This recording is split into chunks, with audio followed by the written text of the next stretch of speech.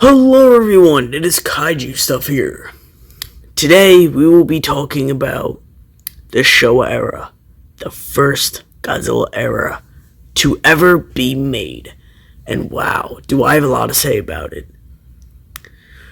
So yeah, with that, let's just get right into it. The Showa era first began in 1954 when the first Godzilla movie came out and ended in 1976 in Terror of Mechagodzilla. Wait, no, 1975. My bad. So the Showa era has a special place in my heart because the first Godzilla movie that I've ever saw was in the Showa era. I rented it from a library actually. It was Godzilla vs. Gigan. And I rented this tape. And I was like, okay, I'm going to watch this. It's going to be great. I didn't watch it. I only fast forward the parts with Godzilla. But I had that tape for a week. It was like a week until I had to bring it back. So what I did is I only watched the parts with like kaiju stuff first. And then I rewatched it and actually watched the whole thing like 3 days later. And I was like, wow, that was a pretty good movie. I mean, he's a little goofy, but okay, yeah. And I already knew what Godzilla was. I was already a pretty big fan of Godzilla. Because I watched Wikizilla and stuff back then. But I was like, let's give this a shot. Let's actually watch one of the movies. And I was like, wow. But I'm going to give my thoughts on the Showa era, starting with really just how special it is, how much it shaped everything. So the Showa era, basically, it was the first era, and it put the groundwork. It laid the groundwork for what was to come, which was the Heisei era, and the Heisei era is godly. In better terms, it is absolutely amazing. But that's not this video, isn't it? And like the Heisei era, the Showa era was the second best era in Godzilla history. Because it laid the groundwork, and some of the best Godzilla movies are in the Showa era. Like Godzilla vs. Mechagodzilla, Godzilla 1954, and Godzilla vs. King Kong. And yeah, I really do think that the reason why Godzilla is so big now, it's such a big thing, it's really because of like the late Showa era. I'm talking about like kids. Like I don't know if you know, guys. If you're watching this, you probably know. But in the late 60s, early 70s, Godzilla was primarily towards children. And I feel like as those children grew up, they liked Godzilla. And since they liked Godzilla, the company made more money. Because as they grew up, they showed their kids, so on and so forth. And I think that's very cool. Because I think Godzilla Raids Again is the worst Godzilla movie to ever be birthed. But I will say that is, in my opinion, the only bad movie of the Showa era. Because I'm gonna be honest, I really think Son of Godzilla was not bad. I'm not a hater of Minilla. I actually do really like Minilla, especially in Godzilla Final Wars. Yeah, I do really think that Minilla is great. But it was very historical because it gave so many villains. Like, it produced so many villains that are now iconic. Like, Gigan, King Ghidorah, Megalon, not really Gabara. I don't know why. I don't know why Gabara was in my head. Probably because we were talking about Godzilla raids again before. But, Mechagodzilla, especially Mechagodzilla, Hedorah, all of these characters that are now iconic and staples of the Godzilla franchise were made in the Showa era, and it really laid the groundwork for what was to come. But, so my thoughts on most of it is great. My third favorite movie ever in the Showa is in the Showa era. That would be Godzilla versus Mechagodzilla. That is really a really good movie. And I don't know if you know this, the voice of Kiryu, and I know you guys might be saying, what is that supposed to mean? We haven't really posted about the series in a while. It's been like 2 months. I will definitely get back on that eventually when I feel like it. But the voice of Kiryu in the main series, which is like the first episode we've ever made, like ever, just go like oldest to newest, you'll see it. Anyway, the voice of Kiryu, I showed him Godzilla vs. Mechagodzilla, and it was probably one of the best movies for a starter Godzilla fan to watch, because I feel like there's no real lore to it. It just kind of happens. I know you might be saying, what is that supposed to mean? I mean, like, it doesn't really make reference to older movies before that, which a lot of Godzilla movies do. They're like, in the last movie, King Ghidorah blew up Tokyo and they're rebuilding.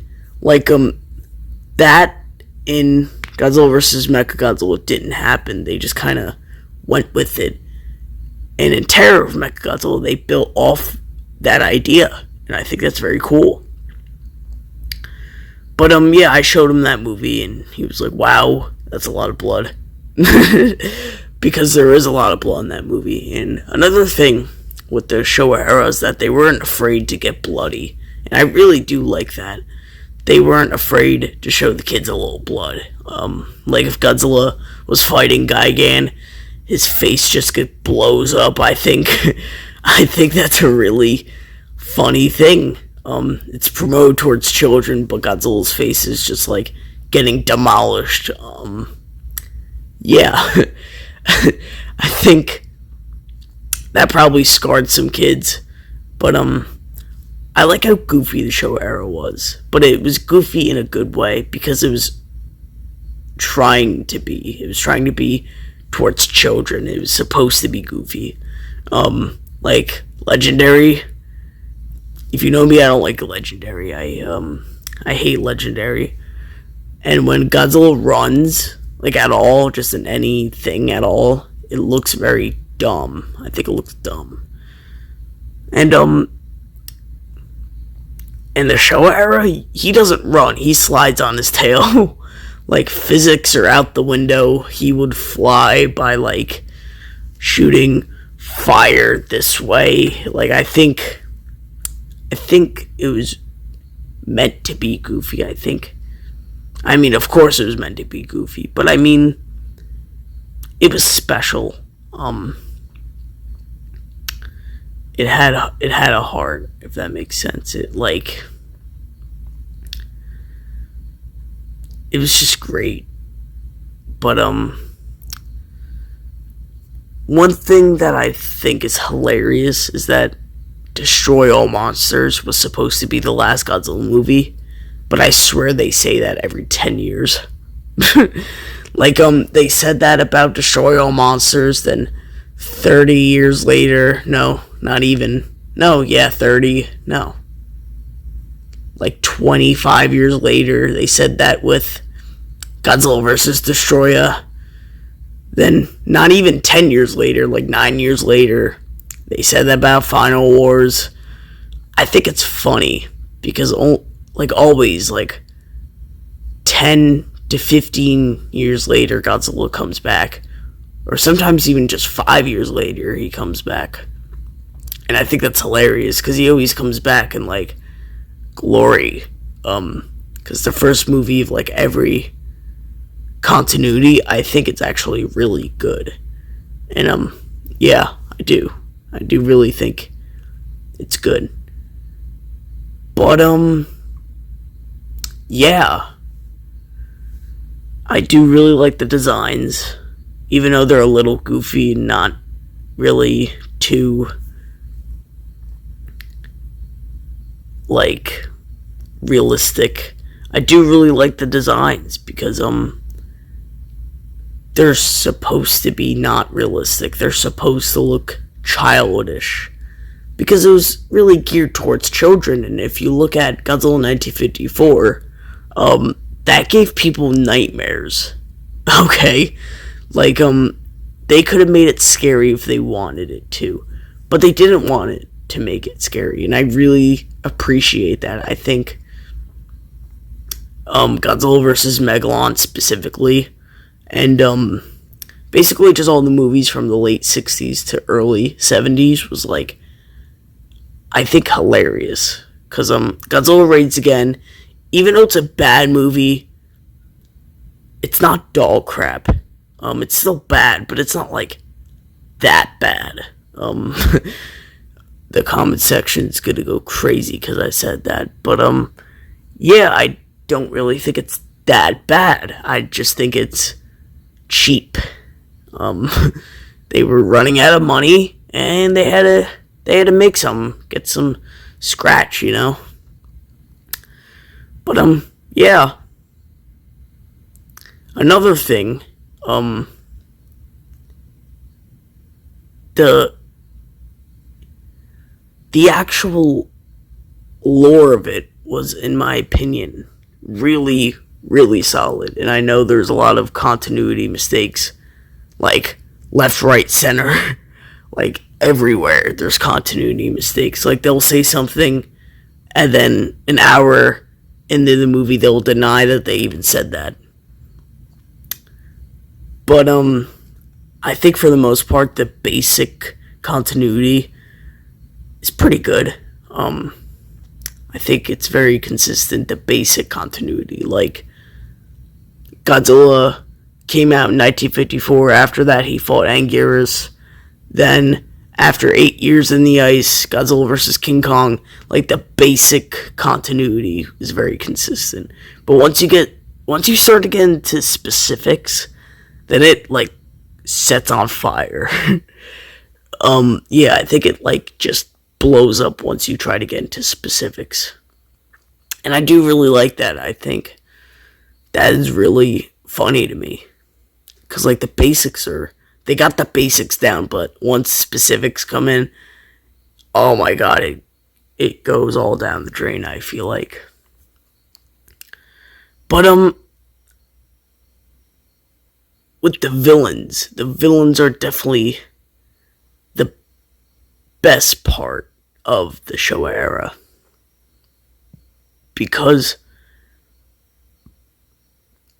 it introduced so many iconic villains. Like, the first time King Ghidorah showed up in Ghidorah the Three-Headed Monster, it was actually threatening, in my opinion. I think it was, like, threatening. I feel like if it took three monsters, like one of the most powerful monsters, against three very powerful monsters, I think it definitely says something about how really powerful the Showa King Ghidorah is.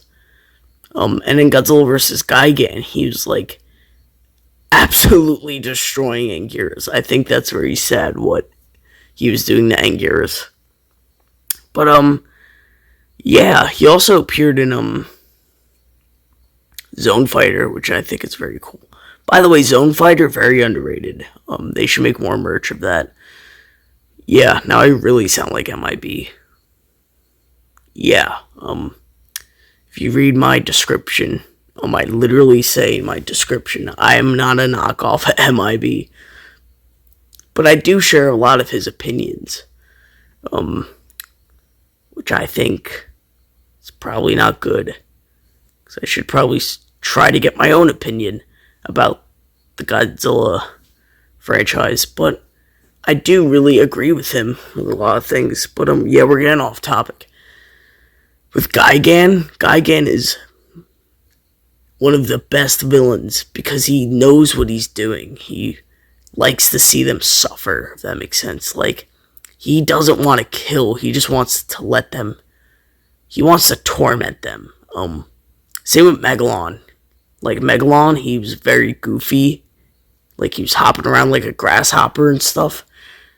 But, like, when he actually went to battle, you could tell, like, he didn't want to kill, he wanted to torture. And I think that's more threatening than trying to kill. I think it's more threatening to not put them out of their misery and just let them die like a slow, painful death. Because I think Gigan, if no one stopped him, I think that's what he would have done to like Anguirus or like even Godzilla. I think he would like absolutely like made them suffer until they died, which I think is more scary than King Ghidorah, because King Ghidorah, he kills on sight. He's like a sniper. Like, he'll kill on sight. Gigan, he makes you suffer. And Gabra, he's just a school bully. He's a joke. I know I was defending it earlier, and I wasn't even defending it. I was just kind of saying it could be worse. But, Gabra's just a joke. And, I know Ebra, the lobster, Ebra with an E, because I know Gabra and Ebra sound the same. Ebra. I think that would be such a better movie as King Kong. And I know it was originally supposed to be, but I swear it would be such a better movie if it was a King Kong film. Because, you know, Godzilla, he turns that thing into like a gourmet dinner. He just turned Ebra into like a gourmet fine dining dinner, I think. Like, it was a pretty quick match. But, yeah, I think that's a good place to stop. So with that, thank you guys for watching. If you like the content, please like and subscribe. And, yeah, goodbye.